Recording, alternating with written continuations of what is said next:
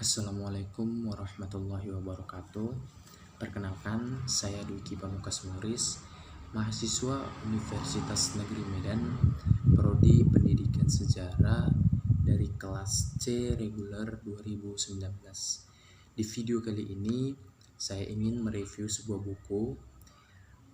Ada dua buku yang ingin saya review. Yang pertama itu adalah buku Strategi Belajar Mengajar yang ditulis oleh Dr. Randus Syaiful Bahri Jamaroh MAG dan Dr. Randus Aswan Jain. Dan pada buku yang kedua itu dengan judul Menggagas Pendidikan Bermakna Integrasi Life Skill KBK CTL MBS yang ditulis oleh Muklas Samani. Nah, langsung saja pada buku yang pertama ini atau buku utama ini dia mencakup banyak pembahasan atau lebih ke teori. Nah, pada pembahasan pertama atau bab pertama itu dia membahas mengenai konsep strategi belajar mengajar, yang dimana bagiannya itu ada pengertian strategi belajar mengajar, yang kedua klasifikasi strategi belajar mengajar, dan yang ketiga implementasi belajar mengajar. Nah, pada bab yang kedua, buku ini membahas mengenai hakikat, ciri, dan komponen belajar mengajar, yang mana bagian-bagiannya itu yang pertama ada hakikat belajar mengajar, yang kedua ada ciri-ciri belajar mengajar, dan yang terakhir itu ada komponen-komponen belajar mengajar. Nah, pada bagian bab ketiga, buku ini materinya yaitu mengenai berbagai pendekatan dalam belajar mengajar. Bagiannya itu ada pendekatan individual, ada pendekatan kelompok, ada pendekatan bervariasi, dan juga ada pendekatan edukatif gitu.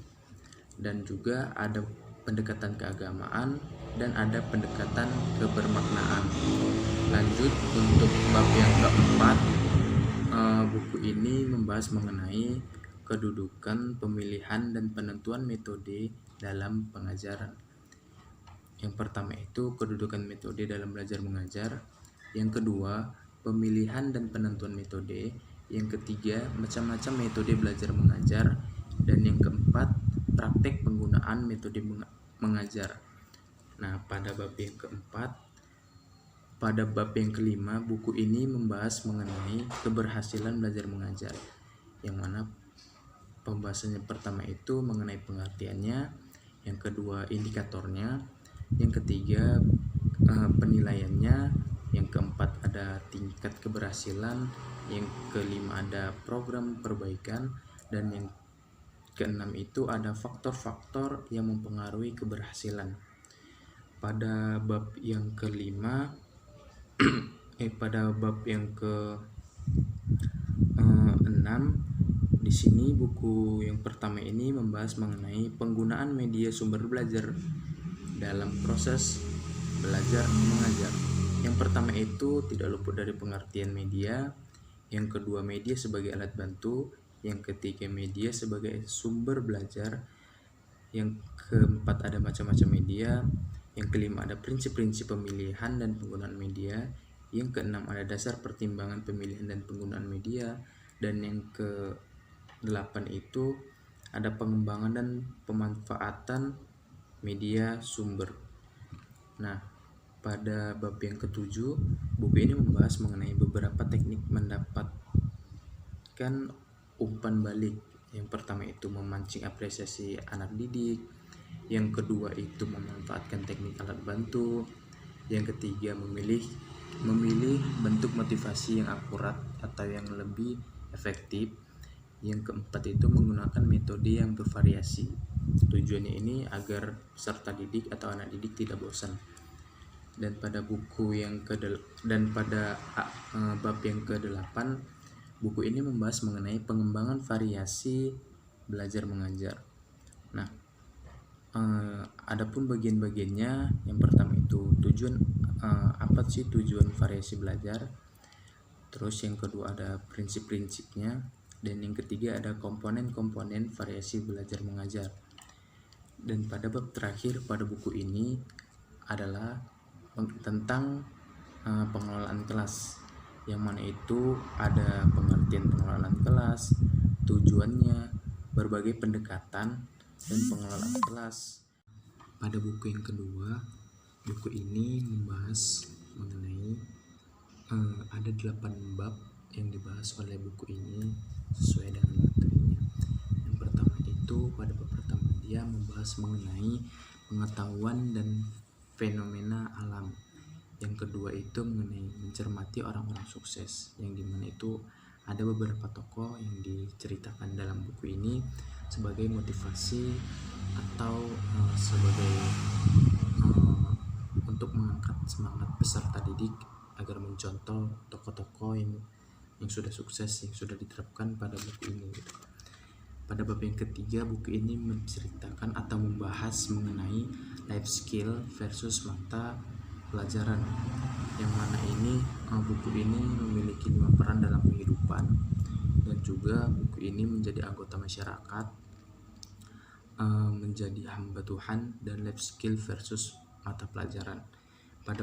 Pada bab yang keempat, buku ini membahas mengenai pendidikan akhlaknya pendidikan, yang mana akhlak itu berperan penting dalam pendidikan, karena jika peserta didik atau guru yang tidak berakhlak, maka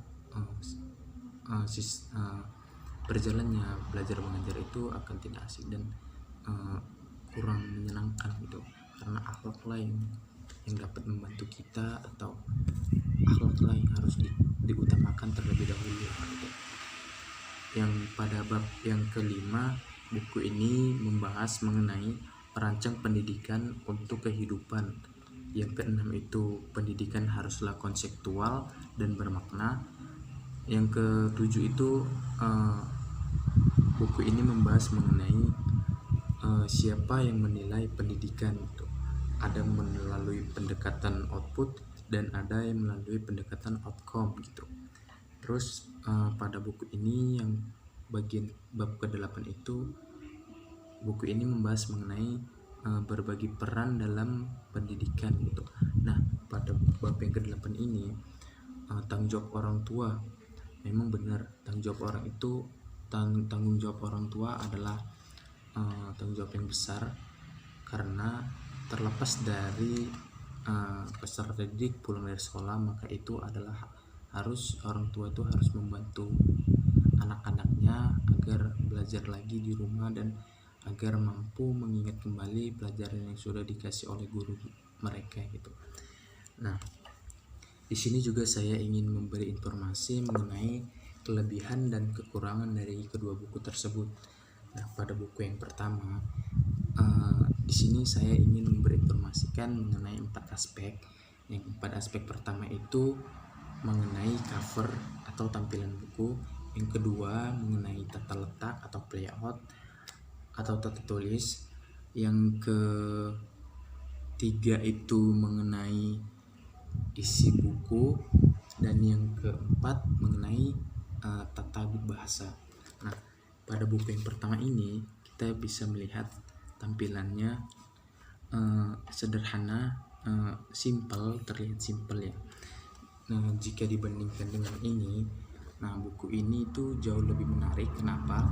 Karena di covernya saja sudah terwakilkan gitu mengenai isi dari buku ini, karena di dalam pada cover ini ada dialog antara orang tua dengan orang tua yang anaknya tidak sekolah, dan isi dari dialog ini ialah menanyakan kenapa anakku tidak sekolah, kan kasihan begitu. Terus jika dilihat dari tata bahasa, jika dilihat dari tata letak atau tata tulis, kedua buku ini sangatlah bagus gitu. Sama-sama bagus dan sama-sama mudah dimengerti gitu.